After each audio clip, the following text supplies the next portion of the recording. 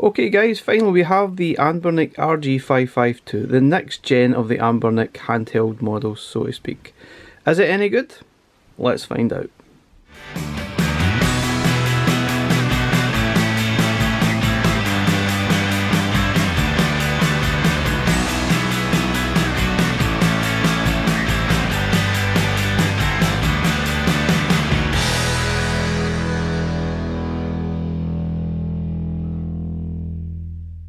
Okay guys, welcome to Crazy Burger. So we finally have our hands on the RG552 Anbernic retro handheld device, which is supposed to be the next generation with the new sort of rock chip that's in the device. But is it any good? Let's find out in this video. Just like to say before I started, I got this from Droids UK and they're absolutely fantastic. I've purchased a few things in the last year from them and they're brilliant, offer a great next day service. They also ship worldwide on droids.net, but I'll leave a link in the description if you're interested. They also put this sort of lovely case and the packaging, which is absolutely fantastic. It's quite sort of solid and it fits the device absolutely perfectly, so thanks for that, really nice touch. Now they also, when they got these, they actually took them and installed Google Play on them and done the updates for us before actually shipping them out, which is an even nicer touch from them, which is absolutely brilliant. Without further ado, let's get the package unboxed. So typical Anbernic package, this is pretty much what you're greeted to when you actually open it up.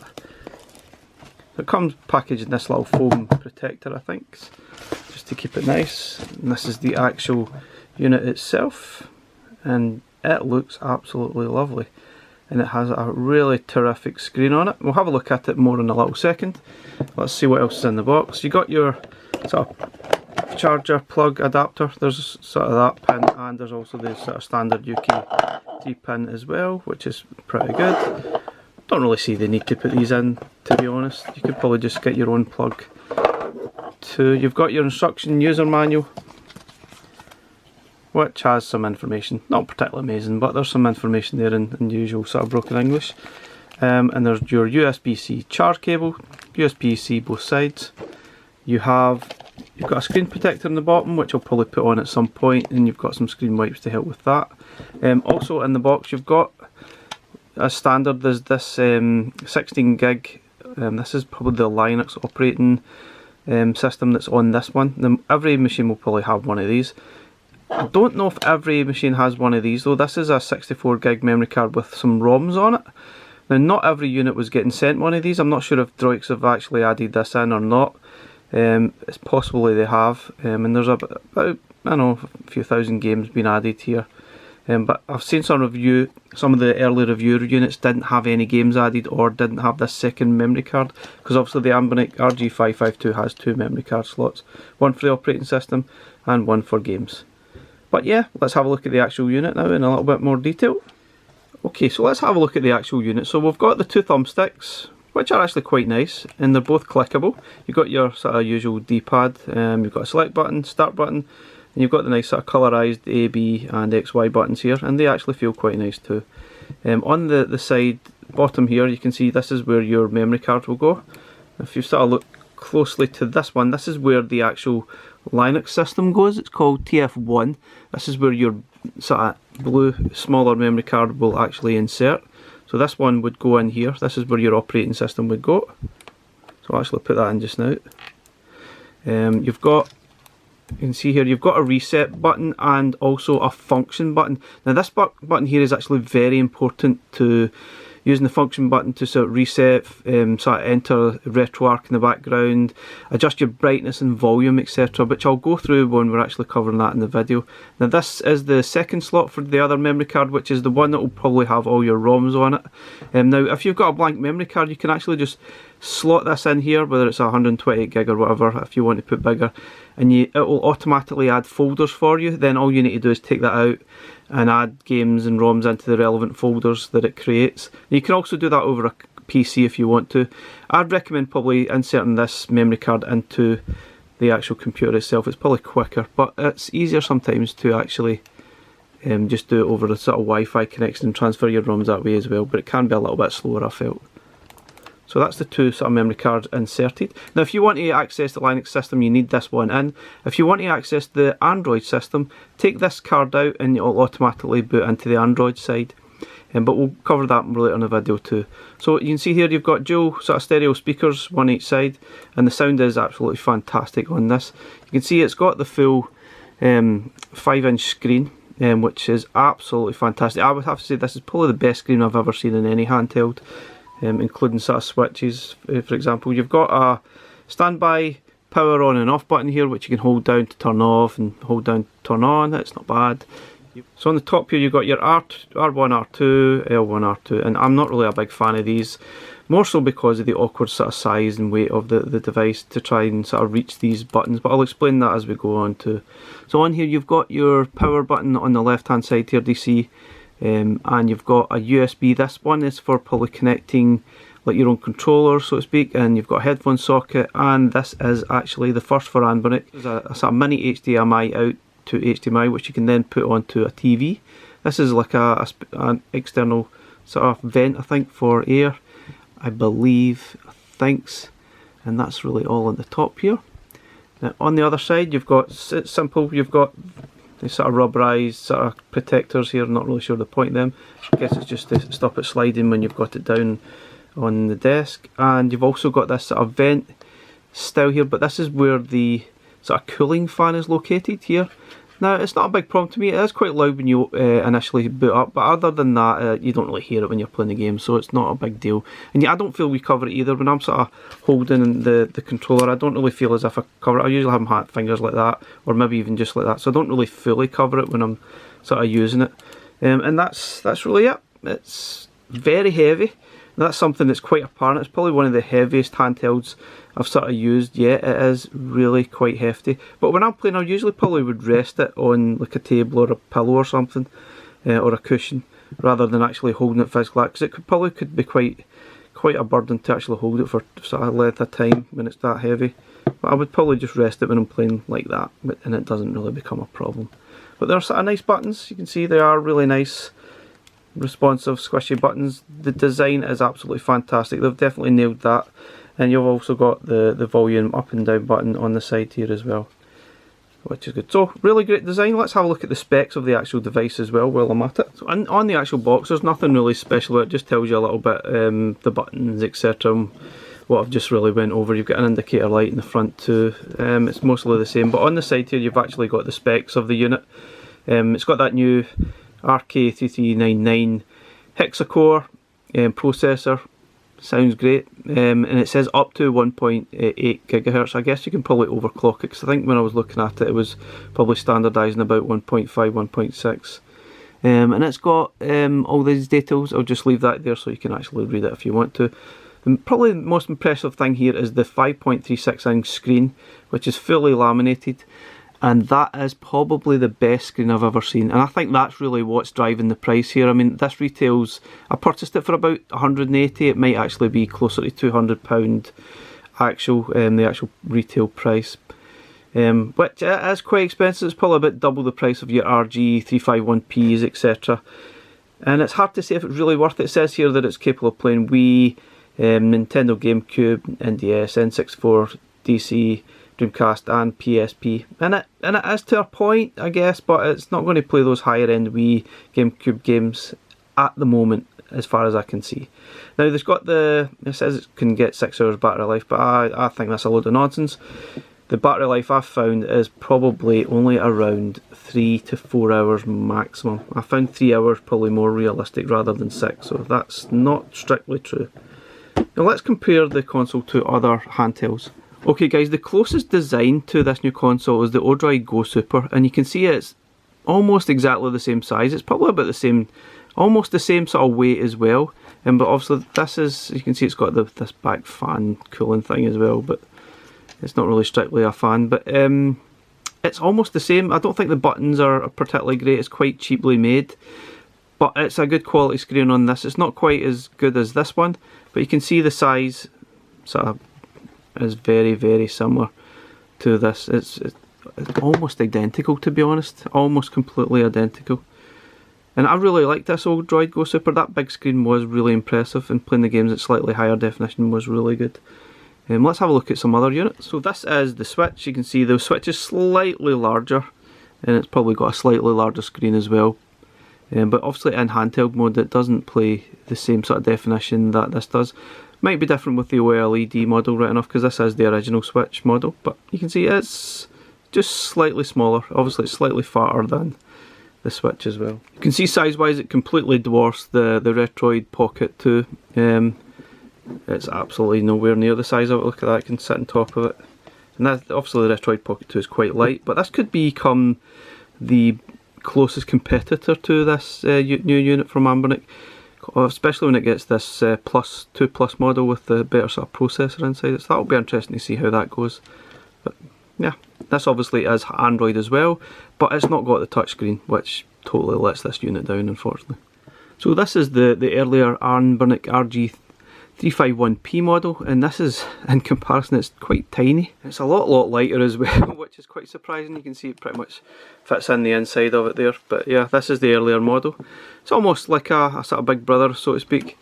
And I think this one actually feels really nice because you can get your hands all the way around it and do it. And I think the sort of bigger nature of this does make it difficult to sort of play games using the thumbsticks and the sort of shoulder buttons, which I'll explain in the video. Just having a quick comparison to the latest Evercade model, it's roughly a similar size. Obviously the screen is not as sort of large, you can see the screen is much larger, but the size of the actual unit isn't a heck of a lot different. But these have got the nice sort of shoulder buttons, which I think are more usable than the ones on the Anbernic model. So guys, let's get this unit powered up. We'll sort of hold down the power button. You can sort of hear the fan is sort of spooting in, but that's the only time I generally hear it, to be honest. I don't hear it at any other point. So it's going to boot into the Linux side, which has got Batocera 29 installed, I believe, with the emulation station. You can see it sort of boots into this. Now this isn't the default. If you want to change the sort of default layout, you sort of go to the settings. Oh yeah, so it does default, you've got the Anbernic theme, which I don't really like, so I changed it to this emulation station theme carbon. So guys, if you were obviously missing some of the art, you can go in and scrape it down from the internet. Just make sure you're connected and go to the scrape option, and obviously you need a screen scraper account. Go down, scrape now, and it will get all your art as you see fit. Sometimes it doesn't find it, you can maybe manually add it yourself, I guess. So obviously we are connected, and this is the emulation station, and it's got quite a lot of games already added. I did add my own, and you can see the screen. It probably doesn't show up particularly great here, but it is really good. It's probably, but like I said, the best screen I've ever seen. Now let's have a quick jump into like Soul Calibur, for example, and we'll show you how Dreamcast is actually playing. Speakers are quite good. This is not soft to set up too high, it is now. But you can actually adjust the sort of sound in some games using the volume stick at the side, or you can use the function button and press up and down on the D-pad to sort of adjust the sound, and I think it's function button and left and right to adjust the brightness as well. It's obviously too loud. I'll put it down a little bit. Okay, so this is Soul Calibur, and it does run and look absolutely fantastic. But I've got one small problem, which I'll describe in the actual video. I'm not sure if you'll notice it on the actual video, but it is quite apparent when you're playing it.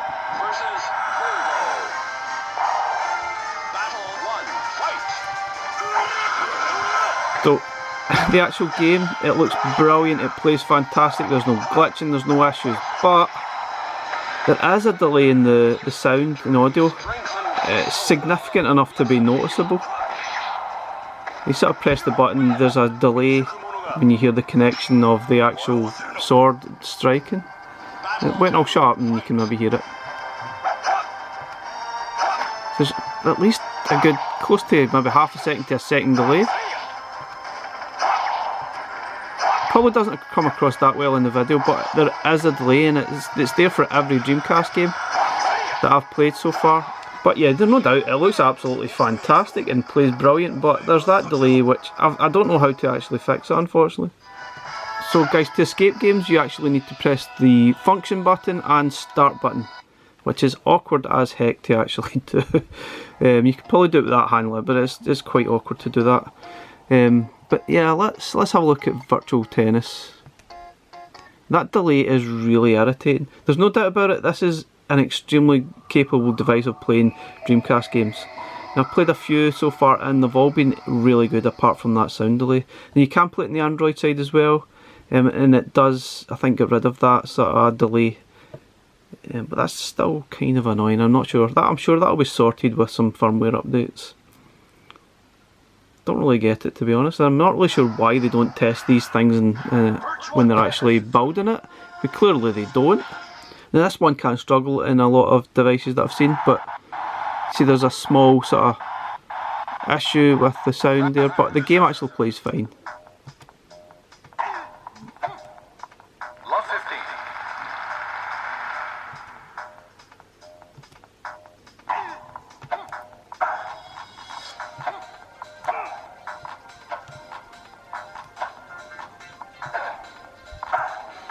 You can see the game actually plays really well. There's no massive issues apart from the odd sort of sound glitching, which, you know, it's not too bad. It's not going to end the day. But anyway, let's sort of jump into RetroArch. So you hold the function button down, press B, and that brings up the RetroArch menu, which is kind of a bit too bright. Let's see if we can dull this down a bit.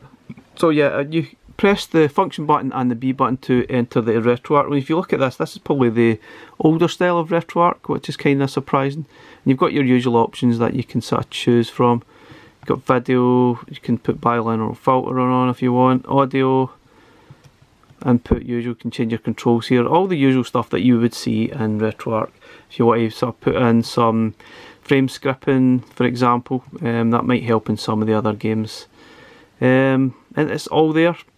Not amazing, I don't really like this version of RetroArch, to be honest, but it's there if you want to. So you want to exit that or quit back to the game, you can do so by function and B, or you can just quit straight out the game by pressing that and it jumps back in. And it does boot really quickly. I absolutely love how quickly it boots. So let's sort of jump out there, press B to go back.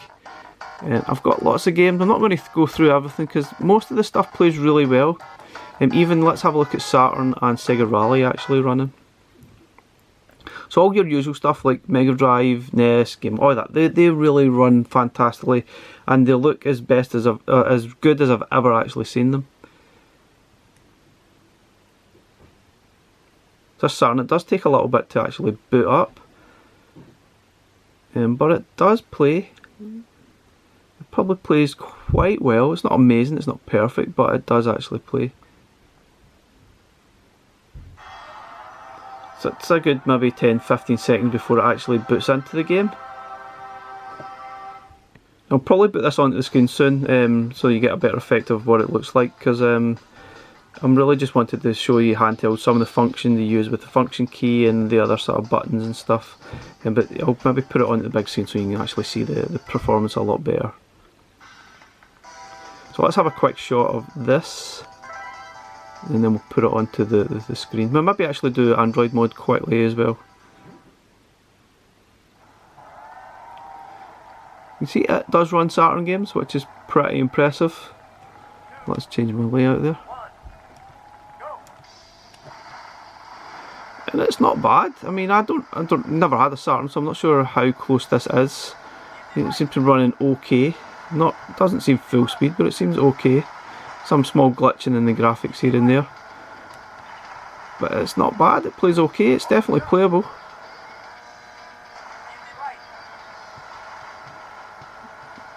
Which isn't bad at all. Quite impressive.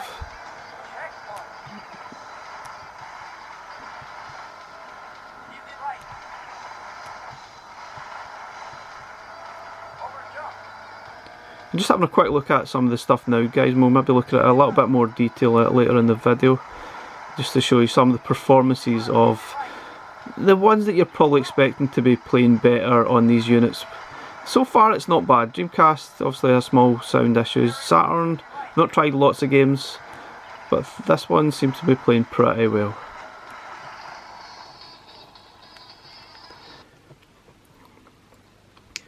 So obviously one of the other big hitters that you can struggle is obviously the PSP. So let's have a look at PSP. Let's try Outrun first, rather than the God of War game, because that one is probably not the greatest example. This is obviously Outrun 2006, coast to coast. And it runs pretty well. But out of the box, what I need to probably explain here is that I've got the settings, but we'll sort of jump into the settings. So just doing the same function button and being it jumps into the PSP settings. So I've got game settings, which I had to change the settings to frame skipping 1, auto frame skip ticked, and PSP. I've actually got the resolution at 2x PSP. I don't know if you can quite see that, and that's what I mean. At default, I didn't have the frame skip on, and it was jumping all over the place. But put that on, and you can see it's actually pretty good. There's no major issues with it at all, which is kind of surprising, to be honest. Didn't expect it to perform that well. But not all games are going to run well. Like, for instance, I'm going to look at God of War in a minute, and it's horrendous, which actually surprised me. I thought it would run a lot better than it does. But looking at this game, with those settings that I've just put on, it is running really well.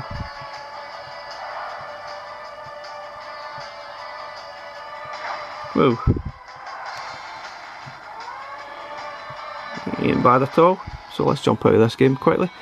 Let's do the God of War. I have to say, those function and start to sort of go out is really irritating. It's not the easiest to do because they're so far away from each other, which is kind of annoying. But yeah, let's have a look at God of War, Chains of Olympus.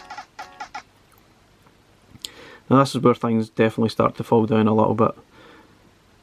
I kind of am surprised and not surprised at the same time, because this is obviously a newer chipset. It's not amazing, but it should be able to run this a lot better, but it's clearly still not powerful enough. Maybe it's the emulator, I don't know. Clearly see it's jumping all over the place, it's already glitching. You can see the frame rates in the corner here, it's only about 14. This is only in the main menu. And I've tried different settings on it, putting the frame skipping up a little bit, maybe putting the sort of resolution down, but it's just not happening. Some parts play okay, you see this part's playing fine, but it jumps all over the place. It's really, performance is pretty poor, so it shows you that potentially it could run better. I think we definitely need a better firmware to be running this rather than what we've got out of the box. So this intro scene's actually running pretty well, but it seems very inconsistent. Sometimes it goes okay, sometimes it doesn't. Sounds good though. Does look good, just doesn't play well.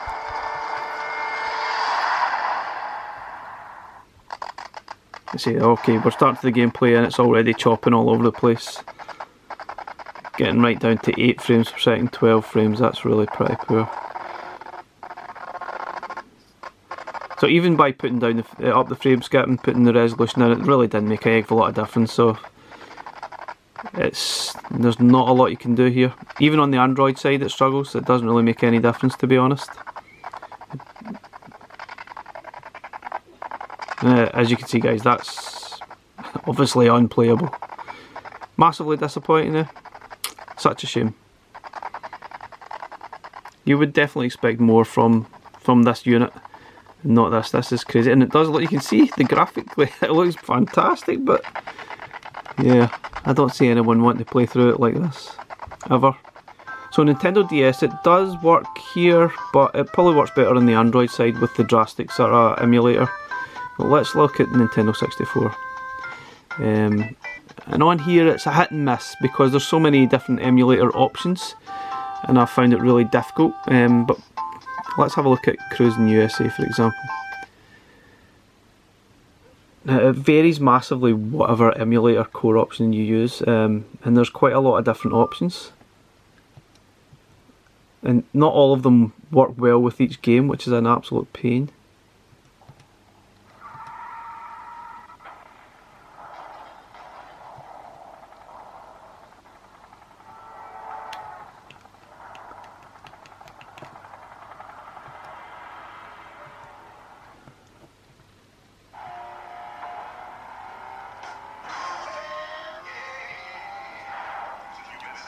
This is probably one that is a bit awkward to play because you need to accelerate using this button up here, is it the L2 button?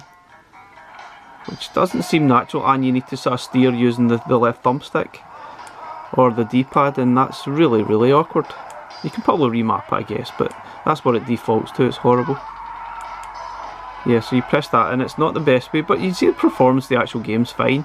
But it differs depending on what core emulator you actually choose. Whoa. Bit of juddery here and there. Now this does actually play even better on the Android side, which I'll show as well. And it's not bad here, but it just depends what core you select. So when I'll jump back out and I'll show you what I mean by that. So for each of these, you've probably got some options that you can choose. Let's put the sound back down again. So if you sort of go and press select button, you can look at either the advanced system options for all of the games, or you can change the emulator core per game option. Now let's just jump in. You can see I've chose the emulator MAME 64 Plus Glide 64 Mark II. Now that one works best for cruising USA. If you look at the options here, we've got 1, 2, 3, 4, 5, 6 options for Nintendo 64 games, and I have to say not all of them work well. Some of them are absolutely terrible. Same like Mario 64 for instance doesn't work well on this, and it works better on another emulator. So really it's all about chopping and changing and experimentation with these guys. It's really a pain in the ass, but that's pretty much how it is. Like Zelda for instance probably won't work well on this emulator, it just flickers all over the place, but in other emulators it works fine. Really frustrating. And I just wish they'd actually test this before sending it out and actually have all the correct emulators set up for each game. Unlikely that's going to happen, I guess, but you know, it just means it's a lot of hard work for the end user to actually set this up properly. And some people might find that fun, which is fine, but it can be kind of frustrating experience playing it.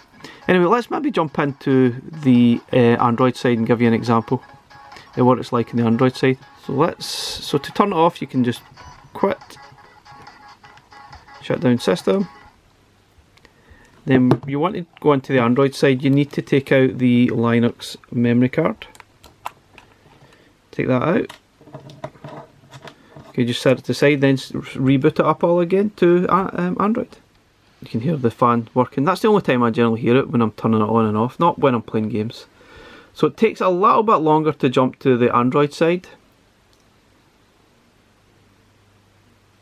I'm not really a big fan of Android sort of gaming. The Retro Pocket 2 was really not good, but I guess that didn't have the touchscreen. You can see you just have to patient it, it will take a little bit longer to boot up, and there we go. So this is what it looks like. Now you may not have the Play Store automatically on your device. You may have to install that or sideload it. I got this from Droix, who actually took the time out to actually install the Play Store onto here for us. Now there is a lot of emulator options here. Some are good, some are not. Drastic is really good for the DS option, which actually we'll play right now. Let's load a new game.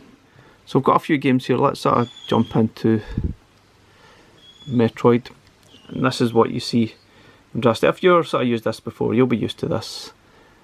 And games actually play pretty well on here. I'm not really sure how many people want to play DS games, but this plays the games exceptionally well. You can get rid of the sort of buttons here if you want to. I guess most people will, so that is an option. I'm just really jumping in to show you how it actually works. Now to obviously go back, you need to press up and you can bring your Android options down here and just go back, or go back to the main menu. Sometimes it takes a few swipes to actually get it to recognise, which is a little bit annoying, but it does work a little bit. Now you obviously need to set up your Wi-Fi and accounts for Google, for example, if you want to download stuff from the Google Play Store, which I've already done. I've downloaded sort of Flea Jump, Sonic CD, the Steam Link, Xbox Beta. You can sort of stream your Xbox games onto this and it works okay. You probably need decent Wi-Fi. I've got Antstream on here as well, which we maybe I'll have a look at as well. Redream, which is the Dreamcast sort of emulator. So you've got everything in here you need. You've got the Saturn one. You've also got something which we'll have a look at. Obviously the PPSSPP is a PSP emulator, and it just works the same as it does in the other sort of Linux sides. It's not amazing, but I'd say the Nintendo 64 app here does work a lot better than it does on the Linux side. For example, let's have a look at Mario 64. And this looks pretty decent, I'd say, and it looks really good and runs pretty well. And obviously you've got your thumbstick that actually uses here, which I know it's quite good, quite not. You can see it looks pretty decent. I haven't really come across any major issues on the Android side, and it does run Mario really well.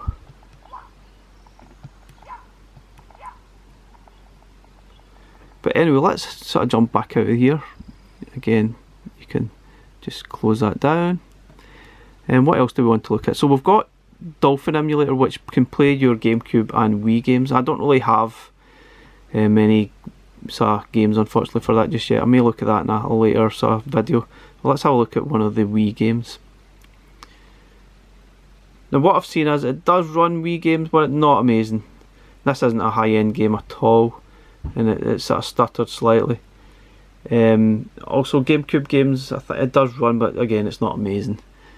I'll need to look at that later on, but it's not spectacular. It's not as good as what you might expect, but it does run. I think really what we need is a decent firmware to be running this. You can see the music sort of stuttering a little bit, and this is not even a high-end game too.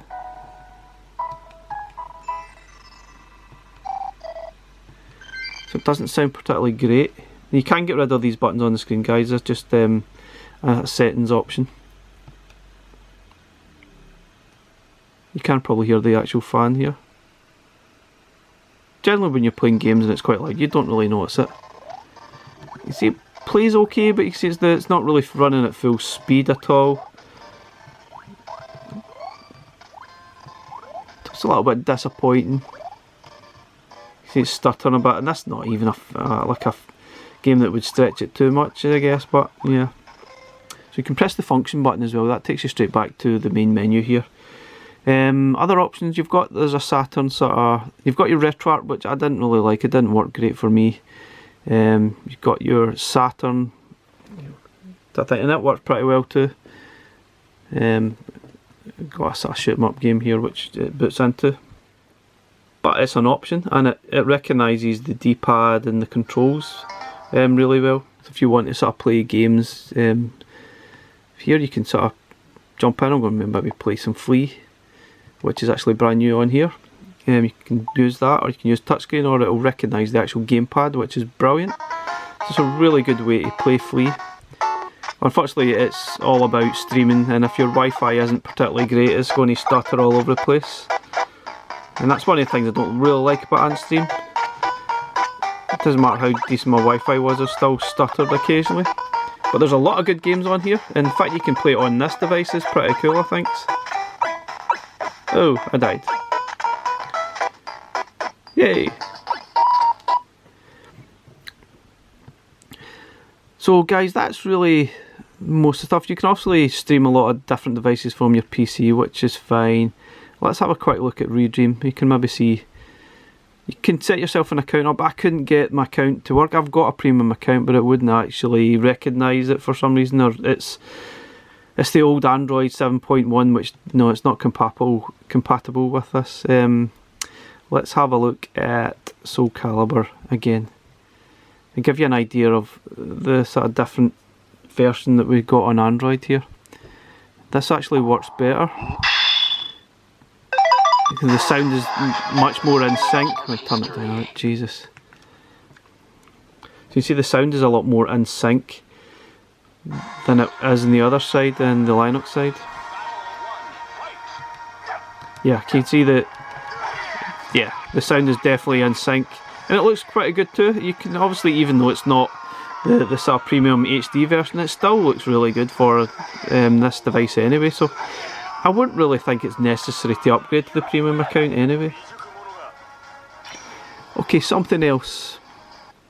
So that's really that from the Android side. I'm not really going to get into anything. It's okay, it's not bad, but if you're expecting to run GameCube and Wii games on this, it's not amazing. Okay guys, back on the Linux side, I was going to show you something on the Metropolis Street Racer, one of my most favourite sort of driving games, and it plays really well. There's no issue apart from the audio sync issue, and it does create a bit of a problem. You don't really get that feel of the road when you're actually driving.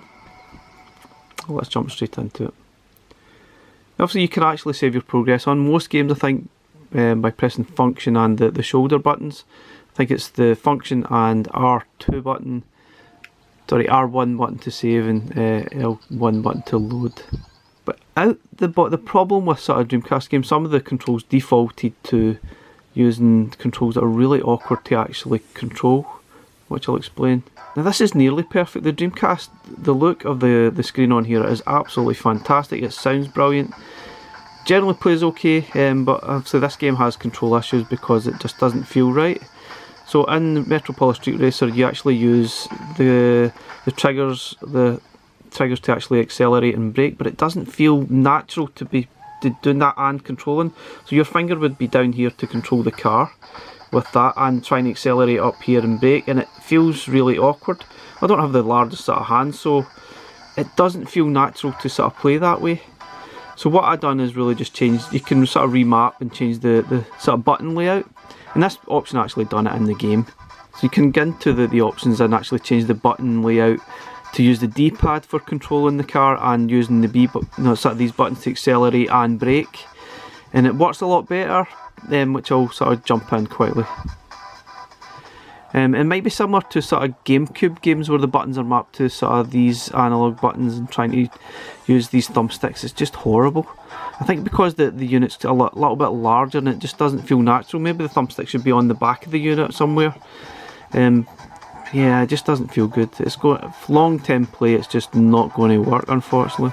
See, it looks really good, and even it plays perfectly. It plays the in-car radio, which doesn't work in a lot of sort of emulators and I've played in this game. So the emulation's fantastic, there's no doubt about it.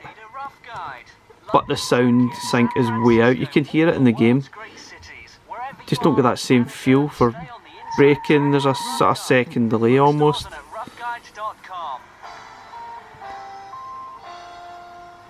If you've never played this game before, guys, get stuck in. What a game. But yeah, you definitely need to change the sort of controllers to D-pad and B button to accelerate. Otherwise it's pretty much unplayable. And you may come across issues like that in a lot of different games. Probably mainly the ones that utilise the thumbsticks, for example, and the sort of shoulder buttons. It might be in some PlayStation games, N64 for example, and Dreamcast obviously. Okay guys, I'm going to sort of jump this onto the PC now and sort of run through a lot of the games, mainly just on the Linux side rather than the Android side. I think to try and cover everything in one video is almost practically impossible. It's going to take hours to sort of do, so I'll probably have a few videos on this going forward, and hopefully we'll get some updates, because out the box it's not the perfect firmware. It needs better emulation, I think, in some of the like PSP for example. But I'll jump on the screen and we'll run through some games and each of the sort of gaming systems that I've already uploaded, and you can get an idea of what to expect. You've seen the screen is fantastic, and some of the games like arcade games all look brilliant on this. They do look brilliant, but those higher end ones, you're going to have the same issues. They will run better than you maybe seen before, but they're still not perfect, and I don't think we'll get that until we get better firmware on here. Okay guys, this is the Anbernic RG552 on the TV, on the big screen, and what I'm going to do now is just play through a select games from each sort of gaming platform here, and I'm going to just do it without commentary, and I'll let you enjoy some of the games that are playable on this. And it can play anything and everything basically. Some games are better than others. The lower spec stuff is fantastic and plays extremely well. Your higher end stuff is mixed results. Dreamcast, N64, PSP are not bad, but yeah, it's still some of the same issues that we've seen before with sort of mixed results. But anyway, enough chat, here we go.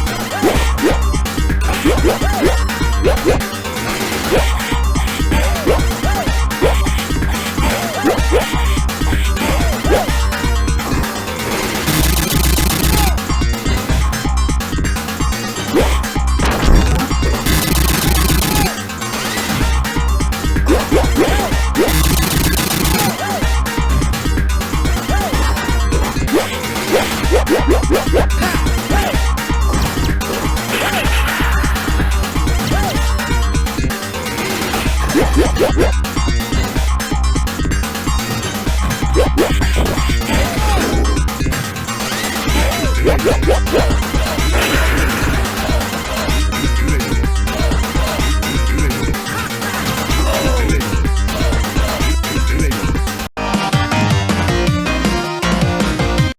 just jumping in here, the original ROM I had on this didn't have any bad guys at all, so it was obviously a bad ROM. So what I mean by that, there was no enemies. The game was starting, there was no enemies. And I've seen it has a common fault, it's just basically a bad ROM, but I've replaced it with Moen's sort of copy and it's absolutely fine.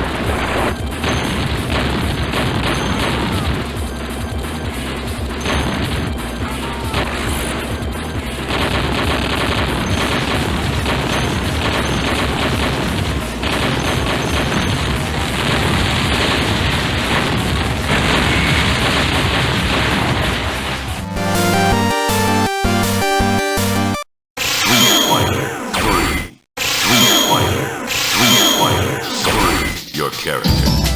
Select your super art.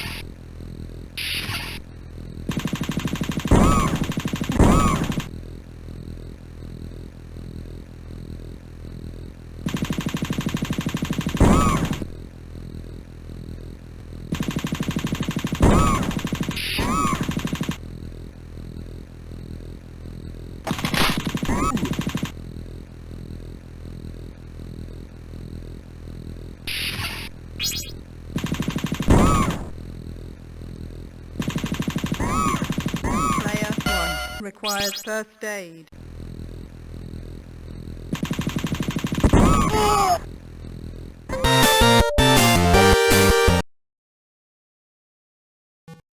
Get ready.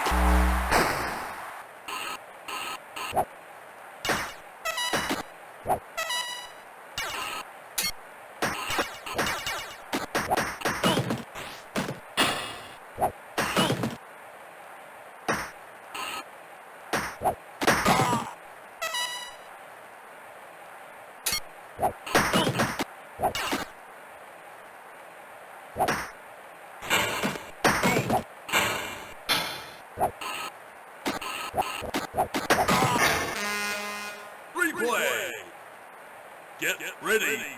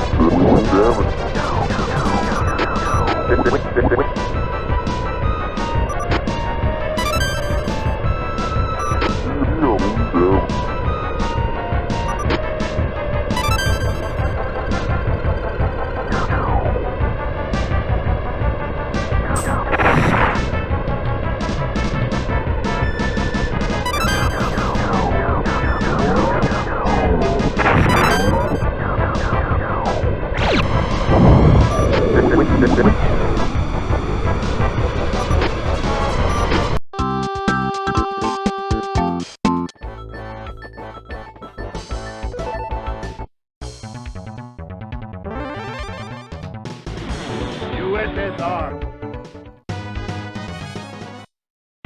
Round 1, fight!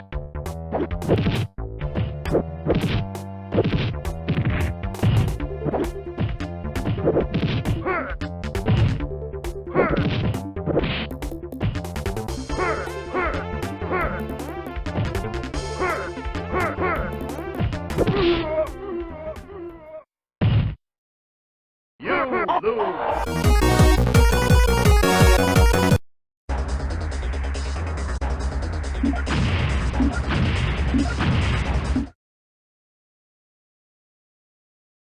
Welcome to Clyde's Bridge.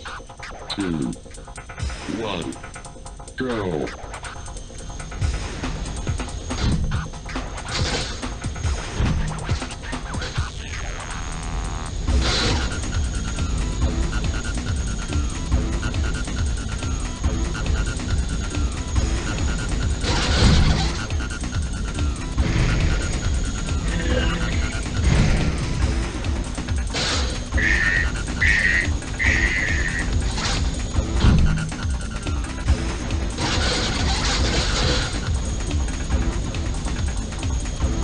Super weapon.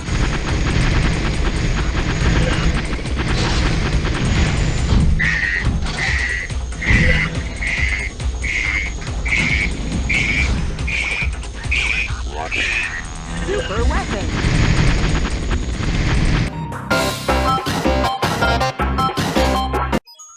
It's me, Mario! Hello! Yahoo! Ha-ha!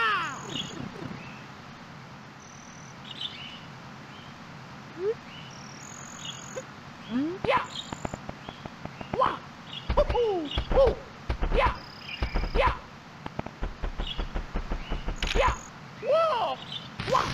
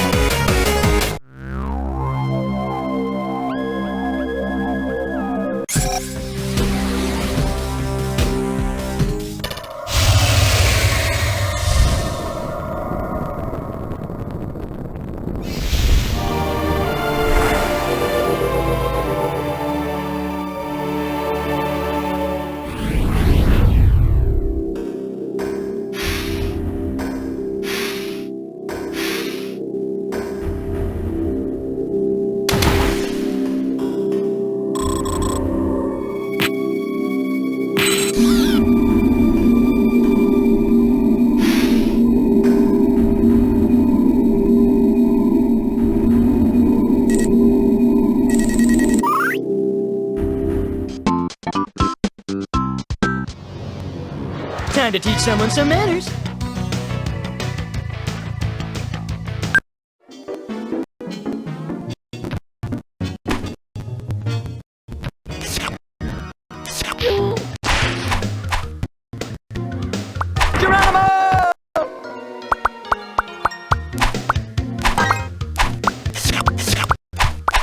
One for me and one for me.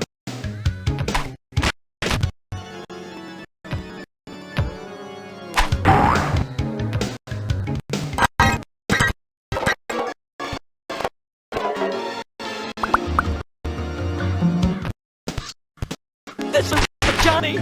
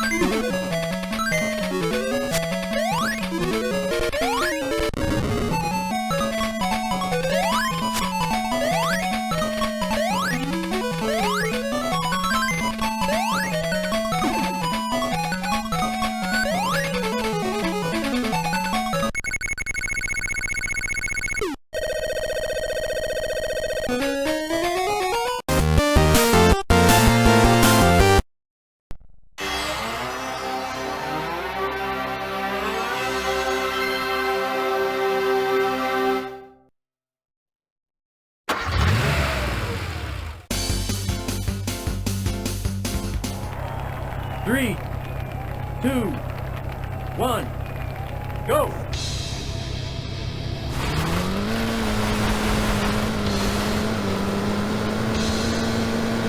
Easy right. Easy left. Easy right. Wow! Over jump. Easy right. Long medium right. Checkpoint. Easy right. Wow! Over jump.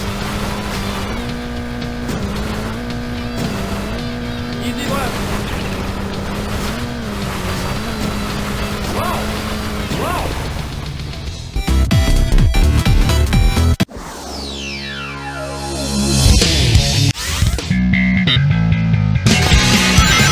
Attention all units. Suspect seen heading south. Block all major roads and capture the suspect. Rolling around at the speed of sound. Got places to go, gotta follow my rainbow. Can't stick around, have to keep moving on. Guess what lies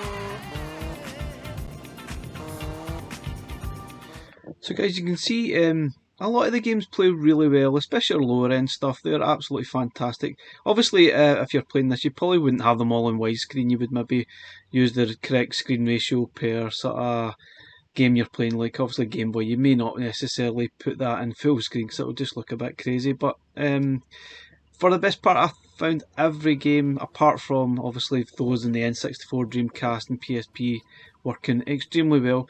And you can see this is a PSP game and it looks really good and it plays really well.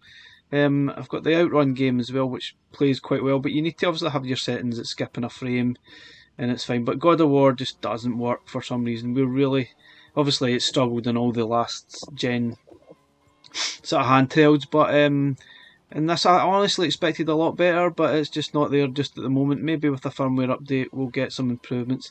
And most Dreamcast games work really well, apart from the obvious audio problems that we're having with it. And obviously this is all on the Linux side. You might get some improvements on the Android side. Well, the N64 seems to be dependent on whatever core emulator you actually use when you're playing the game. It differs every single game. Let's say Super Mario wasn't running amazingly well, but on another sort of core emulator, it's probably working better. You really have to sort of experiment, which isn't ideal, but most of the games work pretty well. But it's the same old issues that we've experienced before in the old gen. It just works a little bit better than it did before, but it still isn't perfect, unfortunately. But you can see this is playing extremely well, which is pretty cool. So you will get some games that are really good and work great. You're going to have to experiment a bit. I mean, the potential I think for this is huge. I think we could potentially see some improvements, but it probably won't be until next year, 2022, when we get some custom firmware added, that we'll probably see a massive difference to sort of PSP, N64, and potentially maybe some more Wii games and Gamecube games, for example. But at least we can see Saturn's actually running a bit better. Hopefully we'll maybe get to see some Atari Jaguar as well. I've got some games, but there's still some issues because the actual emulator that runs isn't particularly great. It's not amazing, so there's potential there. Hopefully we can get that working too.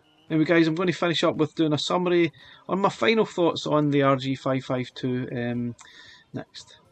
So guys, what's my final impressions of this? I'm kind of disappointed.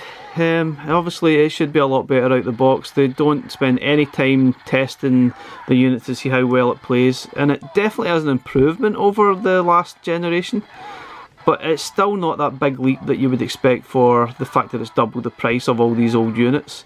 It's not double the sort of performance of the last units, unfortunately. But it's still good. It's got an amazing screen, and you'll probably not see some of the games that you currently play, like Megadrive and Super Nintendo and other sort of things, any better than you'll see on this device. They look absolutely fantastic. I think the device definitely needs upgraded firmware, and hopefully we'll see that going forward. We'll maybe get some of the usual sort of updates in Batacera. You might get sort of Arcos as well, sort of updated on here. I hope so, because some of those sort of operating systems really improved the last gen sort of devices no end, and I think potentially this could be a great little machine, but as it stands out the box, it's quite disappointing. You're not going to see a massive improvement in Nintendo 64 and PSP, and sort of you can't really get to play too many more Gamecube games, Wii games right now. It's not outstanding, it's not what you might think.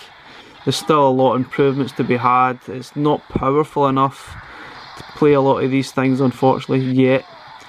It might well be, but I'm not sure if the processing power will be enough to play a lot of these games. A lot of the processing power is no doubt going to sort of power this fantastic screen. There's no doubt about it. It's got an absolutely fantastic screen. So I jump out. There's no doubt about it, guys. It has got a really, really impressive screen, and it looks fantastic. I do like the style of it, but I think in reality when you're actually playing it, trying to play some games utilising the shoulder buttons and the thumbsticks is really uncomfortable, and it's just not going to work that way. I think it's okay if you're sort of using the D-pad and maybe using the thumbsticks. It's a lot closer and it's easier to use, but try to stretch your fingers sort of full on like that and keep them there playing for a game for maybe an hour would be horrible and really sore, which is kind of strange. And it's unfortunate. I think it's quite a heavy unit as well, which I've already mentioned. So it's not perfect. It's obviously got a lot of work that still needs done to make this a better machine. So it's obviously a bit of a shaky start, but if you remember, if you've purchased any of the earlier Anbernic models, none of them were perfect out the box either. They all had their issues, and they all required an updated sort of firmware to make them really good. And hopefully this is going to be the same for this, because I guess £180–200, it's a big ask to ask people to sort of spend for a device that's just a little bit better than the one before. It's not double the performance, it's double the price, right enough, but it's not double the performance. Anyway guys, thanks for watching. Please like and subscribe, and we'll see you again next time. I will be covering more on this going forward, but right now, thanks for watching.